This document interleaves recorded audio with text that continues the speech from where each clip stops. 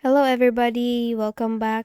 In this very short video tutorial, I'm going to show you how we can fix the high disk usage in our Windows laptop or PC. Okay, so without further ado, let's get started. The very first thing that we need to do is to go to our Windows search tab and type for services. Under best match, when services came out, then just click on run as administrator. And from here, we need to go to the S section to find for sysmain option. Okay, so it's right here. Now, once found, please make a right click on it and then go to properties. And under general tab, please make sure that the startup type is disabled. So make sure that this option is chosen.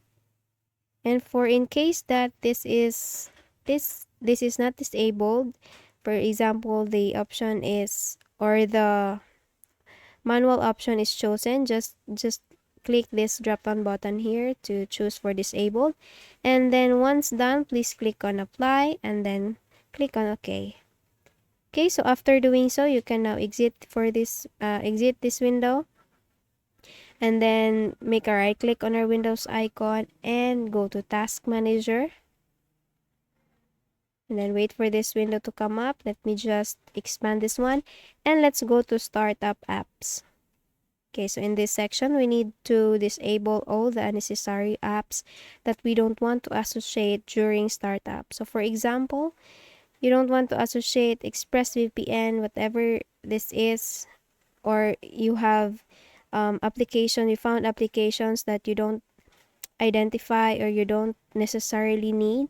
You can disable them by clicking the software or application, making a right click on it, and then just click on disable. Okay, so that's very easy. And then after doing so, then you can make a restart for your computer or laptop.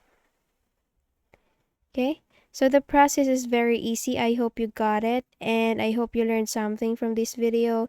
If you did, please don't forget to give this a thumbs up and subscribe to our channel. Thank you very much for watching this video.